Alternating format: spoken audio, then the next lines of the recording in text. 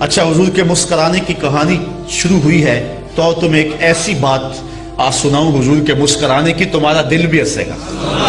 اللہ اکبر، آنکھوں سے شاید محبت سے آنسو بھی آئیں لیکن دل مسکرائے گا کہ کتنا کرم ہے رسول اللہ کا۔ اللہ اکبر، ان ہونٹوں کی کہانی سنیں۔ حضرت فضل بن عباس کہتے ہیں کہ جب حضور علیہ السلام کو لحد میں اتارا تو میں ان خوش نصیب لوگوں میں سے ہوں جنہوں نے حضور کو لحد میں اتارا۔ کہتے ہیں جب میں نے کفن کی تنیاں کھولی نا تو میں نے ایک منظر دیکھا کہ حضور کے لب جنبش میں ہیں۔ مجھے شوق اور تجسس پیدا ہوا کہ اس موقع پہ حضور کیا فرما رہے ہیں۔ تو کہتے ہیں کہ میں فَأَدْنَيْتُ أُذُنِي، میں نے اپنے کانوں کو حضور کے لبوں کے قریب کر دیا کہ میں سنوں تو صحیح کہ اس موقع پہ حضور کیا فرما رہے ہیں۔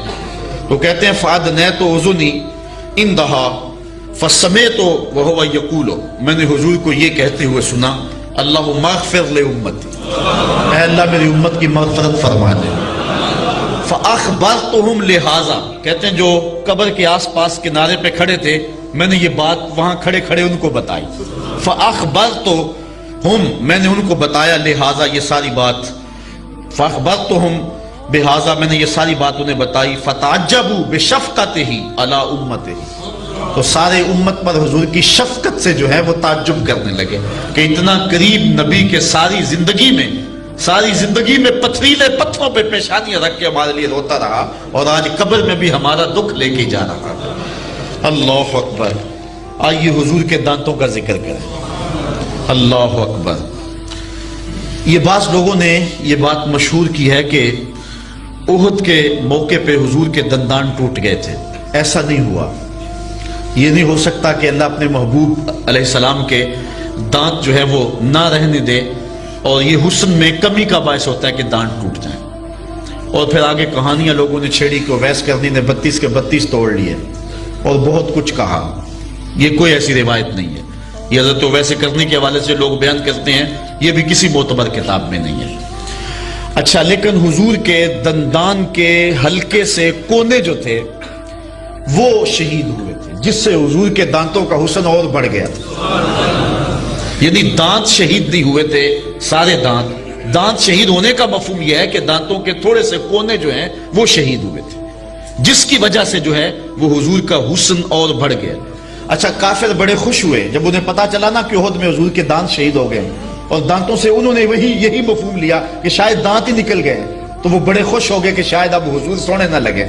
اللہ اکبر، حضرت عبداللہ ابن عباس کہتے ہیں کہ وہ حضور جب تشریف لائے نا احد سے تو آقا کریم علیہ السلام جو ہے وہ منبر پہ جلوہ فراز ہوئے، تو یہ بھی آ بیٹھے کہ اب منظر دیکھتے ہیں۔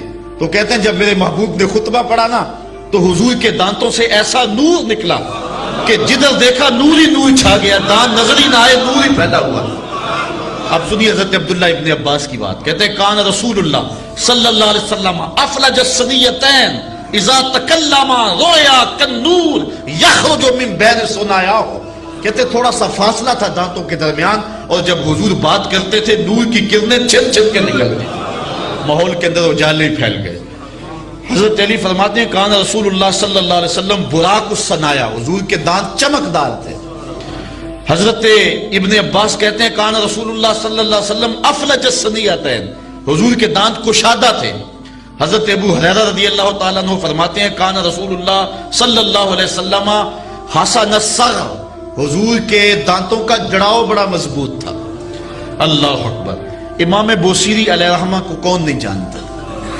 یہ وہ شخص ہیں جنہوں نے ساری زندگی بادشاہوں کے قصیدے لکھے۔ جب وقت آخر آیا امام بوصیری کو فالج کا حملہ ہو گیا، اب سارے شہنشاہ چھوڑ گئے، جو نذرانے دیا کرتے تھے، اپنے قصیدے لکھوایا کرتے تھے، بندہ بیکار ہو گیا، چھوڑ گئے۔ امام بوصیری چارپائی پہ لگ گئے۔